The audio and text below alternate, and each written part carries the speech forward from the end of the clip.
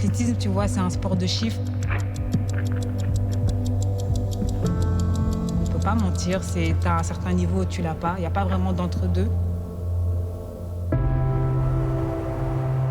Je doute constamment, le doute éternel, le doute constant, je doute tout le temps surtout. Je me demande toujours si j'aurais pu faire mieux. J'ai les jeux qui sont... Enfin, c'est vraiment mon big objectif cette année. Et je ferai tout pour être à mon meilleur niveau.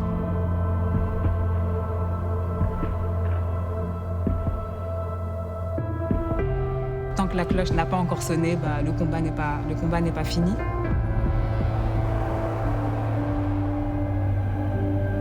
Je pense que tout athlète rêve d'une médaille, qui plus est une médaille olympique.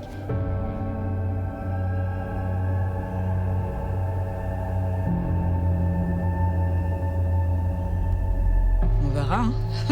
Qui vivra verra.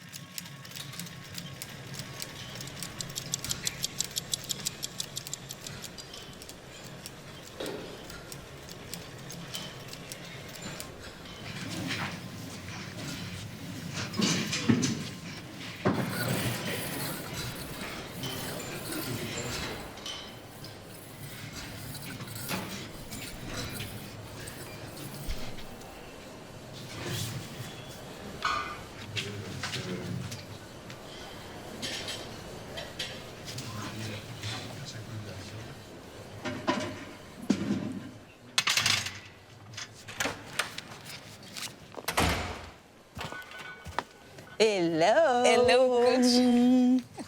Ça va quoi? Qu'est-ce qui t'a mis C'est comme quand ça? tu m'as dit que tu as perdu tes clés. Ah, Je dis, oh là là. ouais, non, mais laisse tomber. C'est Quelle vrai? journée. Ouais, mais j'ai couru. J'étais avec Jean-Michel, mais il était un peu derrière moi. Ok. Mais ça a été. Good. Du coup, moi, j'ai fait ma muscu. Ah, t'as déjà fait? Ouais, j'ai fait. À 9h45, j'étais ici. Donc, ouais, j'ai fait ma muscu. Donc, ça, c'est good. J'ai pu tout faire. Et ça allait. Ça allait. Il y a juste les squats. Les vrais de vrais, ça, je savais pas faire. C'est un tout petit peu rêvé, donc j'ai fait à la presse. OK. Donc, ça veut dire que c'est encore bien là, quoi. Mais je sais pas trop. OK. Je sais pas trop. OK. Donc ça va dans le bon. C'est juste que, comme je t'ai dit, j'ai l'impression que c'est juste lent, tu vois. Mais ça va dans le bon. J'ai Et l'impression. même la dernière infiltration, genre, t'as pas senti qu'il y a un bon mieux, pas léger mieux, un bon mieux, Léger mieux. léger mieux. Ce matin, je me disais, si, il y a un bon mieux, il y a un bon mieux. Mais après, tu t'es dit, ouais. c'est léger. On va faire alors les skipping, on voit un peu si c'est Ouais. sur le tapis. Et puis, il y a juste, tu vois, j'ai dû un peu courir pour, du coup, ici. Et ça allait, mais j'ai juste l'impression qu'en fait, au plus je cours, au plus Tu réveilles. je réveille. Est-ce que tu oses quand même mettre un peu plus d'intensité dans tes foulées ou bien c'est juste trottiner comme ma grand-mère? Ta grand-mère. Comme ma grand-mère. Mais ici, on va faire donc des skipping là-dessus. Et quand tu termines, on va essayer. Enfin, on va déjà voir ce que ça dit. Tu sais, un peu pieds nus, en chaussettes. Heureusement que j'ai fait mes ongles. J'avais appris qu'elle voulait arrêter l'athlétisme. Ouais.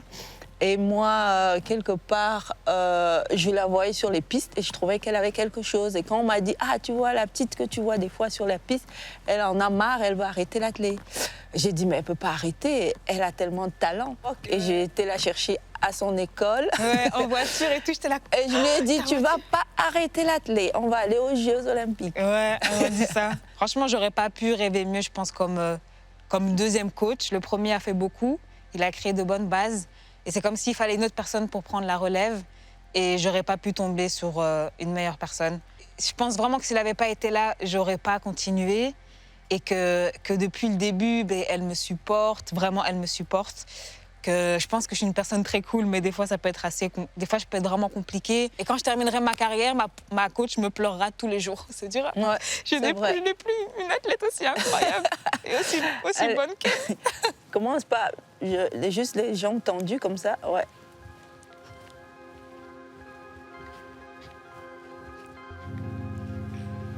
Ça, c'est le pied malade? Non, c'est l'autre.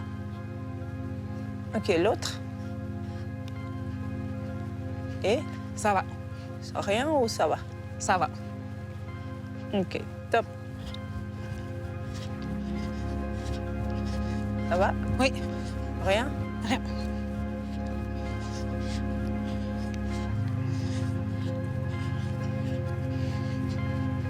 Et top. C'est parti, go. Vite, allez, tac, tac, tac, tac, tac, tac. Voilà.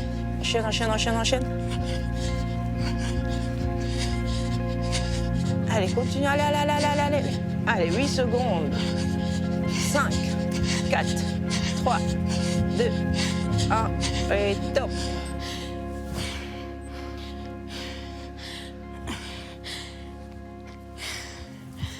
Là, c'est 0. Un tout petit peu. Petit.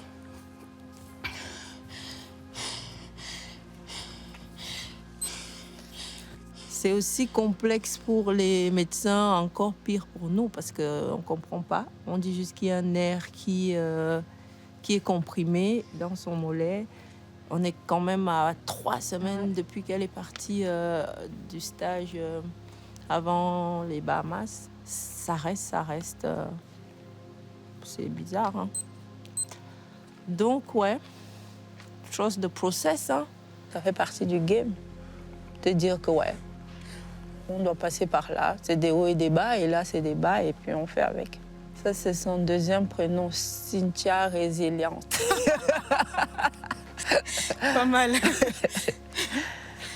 Elle tombe vraiment bien, mais elle sait aussi vraiment très, très bien se relever. Et c'est sa particularité.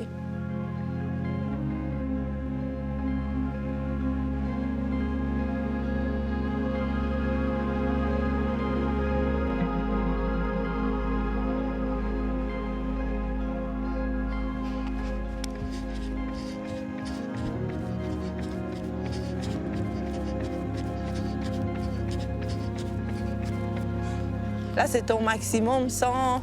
avec un peu de douleur, ça? Ouais.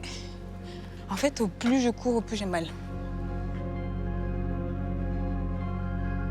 J'ai vraiment accepté qu'en fait, ça faisait partie du game. Un peu un contrat tacite qu'on signe avec soi-même, mais aussi avec le sport qu'on pratique. Et dans ce contrat, même s'il n'est pas noté noir sur blanc que tu seras blessé, ben, ça fait partie du jeu.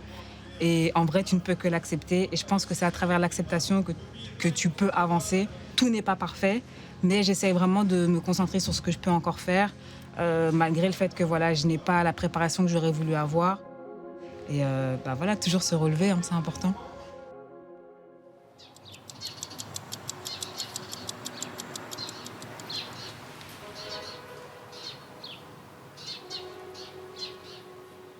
Tu bois quelque chose? Je veux bien de l'eau, parce que je De bois l'eau? pas de café. Pas de café? Non, Jamais. jamais de la vie. Bon, hier, j'ai bu un café parce que j'étais vraiment fatiguée, donc j'avais pas le choix, mais sinon, j'en bois pas. Mais c'est le goût ou c'est... Mais je sais pas, ça matche pas. Ah non? Je comprends pas. Ah, ok. Donc moi, c'est thé ou eau. Donc Thé de l'eau, ou- je prends. Ouais, de thé, je sais pas si j'en ai. Non, de l'eau, c'est parfait. Ok, je prends un verre de voilà. Merci. Par contre, moi, je suis café, hein, mais pas... j'essaye de me limiter à un café par jour. Ok, mais t'es Ouais. pas addict non plus. Non, non, non. Il y a Ok. un moment où j'étais addict, mais là, ça va mieux. Ok, du coup, je m'assois Ouais, vas-y. parce que en fait, j'ai aussi la flemme de rester longtemps debout. Donc voilà, je préfère m'asseoir. Ça, c'est la marque des grands sportifs, ça. Ouais, t'avais aussi ça? Ouais, quand je courais, je pouvais pas rester debout tout longtemps. Pareil. Ici, là, je peux pas m'empêcher, mais je vois ton maillot et Ouais. je vais le prendre. Ouais, vas-y. Mais quand je vois ça, je vois cyclisme, je vois ta carrière. Est-ce que tu as vraiment eu la carrière que tu voulais avoir et tu n'as vraiment zéro regret? Non, mais c'est sûr que bon, quand j'ai commencé d'abord tout jeune, hein, mais quand je suis passé pro, c'est quelqu'un qui m'a dit, tu sais, ta carrière, elle va être courte. D'une manière, on n'est jamais là pour très longtemps, 10, 15 ans, ça dépend des athlètes. autant le faire à 100%. Okay. Et si tu le fais à 100%, et si tu travailles pour, et tu te soignes, tu fais pas la bringue toutes les semaines, et puis le jour où tu arrêtes, tu peux regarder derrière toi en te disant, voilà, est-ce que j'ai tout fait, est-ce que j'ai fait le maximum de mes capacités en fonction de ce que je savais. Alors tu as en fait réussi ta carrière. Est-ce que le fait que ton papa, ce soit Eddy Merckx qu'on ne présente plus, est-ce que tu as ressenti à un moment donné comme une charge de devoir absolument être le meilleur, être performant ou... Non, j'ai jamais vraiment regardé de cette manière-ci. Pour moi, c'était avoir du plaisir dans ce que je faisais, faire honneur au nom que je porte, parce que quelque part, c'est une fierté. J'avais plus honte dans les moments difficiles de porter ce nom. Donc c'était, sur le moment même, c'était peut-être un plus grand fardeau par rapport au monde extérieur. Je me souviens, j'ai des moments où j'ai dit à papa, écoute, j'arrête parce que c'est la honte, quoi.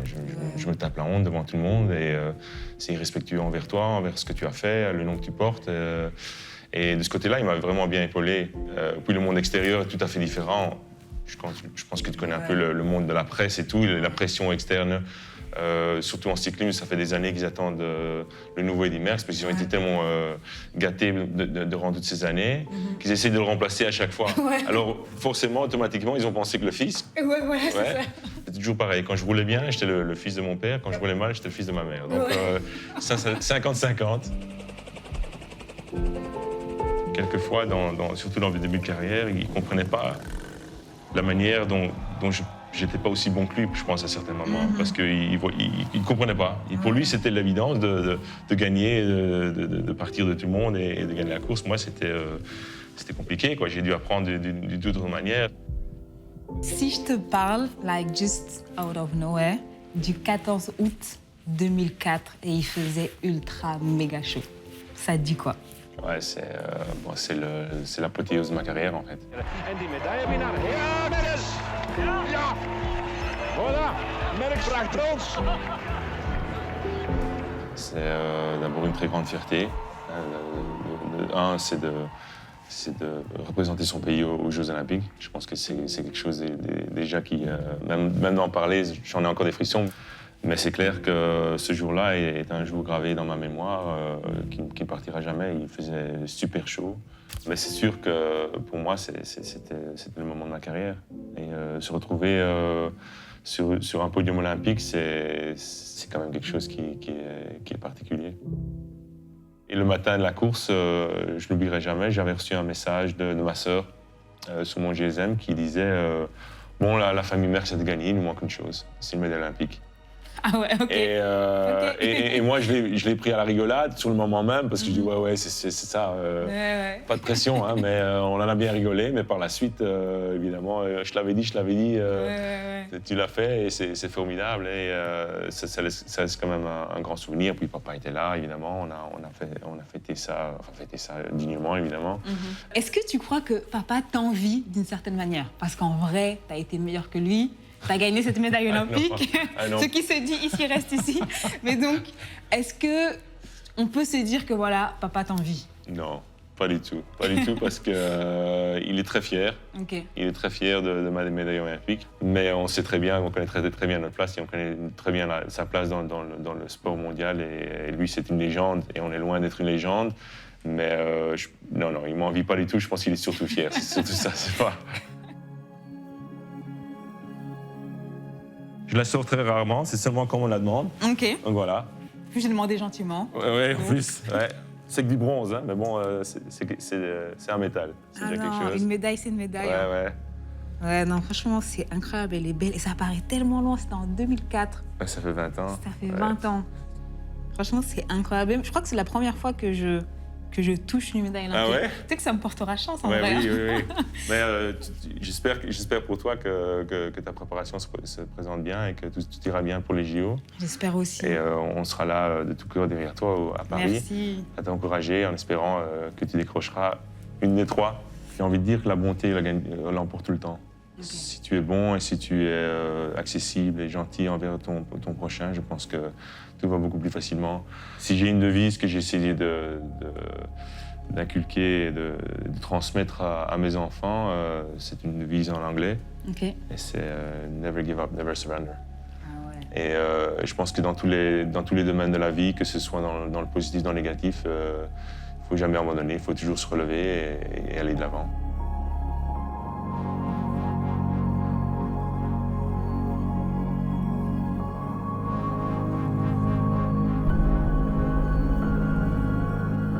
J'aimerais qu'en fait qu'on puisse se souvenir de moi en se disant qu'elle n'a jamais abandonné.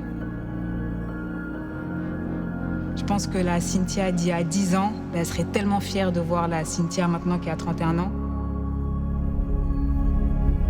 Et j'espère vraiment qu'à la fin de ma carrière, un peu comme Axel Merckx, je pourrais me dire, mais en réalité, j'ai fait tout ce qui est en mon pouvoir pour être la meilleure athlète. Ça n'a pas forcément été parfait, mais j'en ressors meilleure.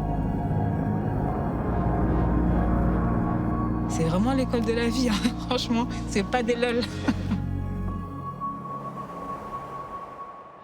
Ça va, ça fait super longtemps. Où je puise ma force et ma résilience, moi j'ai envie de dire ma famille. Hein. Tokyo, hein. Ouais, depuis Tokyo. C'est Bolingo, B-O-L-I-N-G-O. Ça a été très dur au début. Ah, ce fameux record en 400 mètres.